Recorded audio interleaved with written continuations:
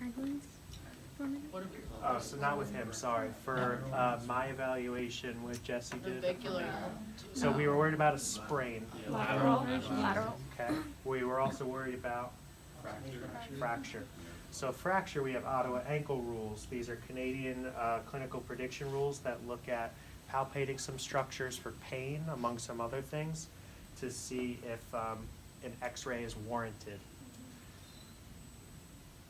Do you think it's a sensitive test or specific? Okay, so basically you're saying if I touch somewhere and it hurts, you have a fracture. Oh, no, it's sensitive. I'm trying to rule it out. How many do you have to have for Ottawa? Don't you?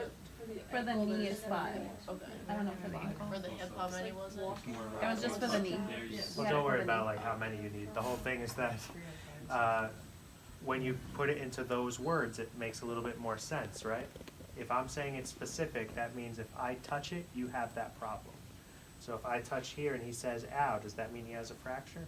No. Could he? Yes. Okay.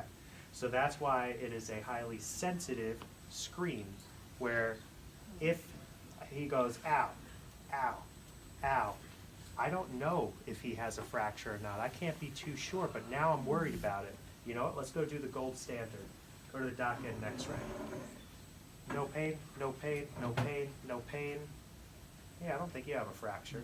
Plus your history didn't really sound, you could have, but now I'm not too worried about it. Should I continue the exam? Yeah. Yep, because could it be something else now? Good, so I'm not worried that it's a fracture at that point. So with palpation, I hurt my ankle 2 days ago, right? That was what I said in the history.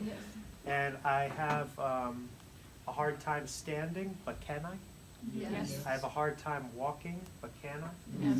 All right, so one of the part of the rules is 4 steps immediately after injury or in the emergency room. So that basically means someone maybe carted you off and didn't even check your walking, so they give you a second chance. So you want to see if they can walk. So okay, he took some steps. I don't know how much pressure he had on it because I didn't see it yet, but I'm a little less concerned. So now we got to look at palpation. So we're looking at the malleoli, the base of the fifth, navicular tubercle. I think that's it off the top of my head. So all we're going to do is palpate the back of the malleoli, aka the fibula, lateral malleoli, and then medial. And we're looking for pain on the bone. And then we're going to check out the base of the fifth. What's the big problem with the base of the fifth? It's where the A fracture anywhere is a problem. What's bad about it? We talked about it in anatomy. Blood supply. One of those bones that have terrible blood supply. What? Jones fracture, that's right. Navicular tubercle. I had a navicular tubercle fracture person last summer. Her horse fell on her. How does Yeah, you gotta avoid how that, does right? the horse fall on you? Yeah, she was, doing the thing, and then they fell over, and then bam, right on her foot, because you're in a She stirrup. fell and the horse fell after her. Yes. Okay. Horse was just going, and she was like, no, no. So you want to check those spots. Did she come to you? Did she not know she had a fracture when she came to you? Did you have to send her out? No, she knew for that one. Made my life easy. All right, so those are those bony spots. Anywhere else while we're here, we should palpate. Head of the first MCP. The sesamoid bones? Or, yeah. Right. MTP, when I said CPP. What goes in between those sesamoid bones? If you're gonna have me check it out, we gotta know why. Which one? Yeah, longest goes. Good. That's the longest. Actually, a pretty mobile toe. Oh, is this a surgical probe? I couldn't tell from this side. What about the Achilles? So, calcaneus. Relax. Got the medial tuberosity. Where's that? Well, I know where it is, but like, it's right there. What attaches to it? Commonly gets bone spurs. In this spot. No, sorry, I misheard you completely. I think that actually does attach there, though. You're right. Plantar fascia is what attaches there. So that's where you get bone spurs with plantar fasciitis. So is the bone spur causing your pain? Who knows?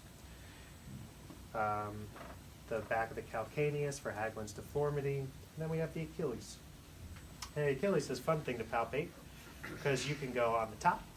Sometimes that hurts. You can go lateral. Sometimes that hurts. You can go medial. Sometimes that hurts. Or with Achilles tendinopathy, the fun part for people is the anteromedial, so the front part of the Achilles.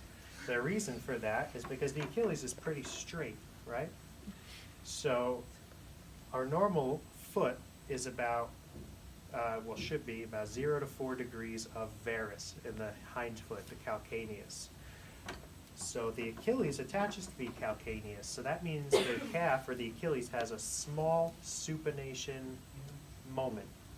So it controls that, or it doesn't really control, but it's, one of the controllers or one of the passive restraints.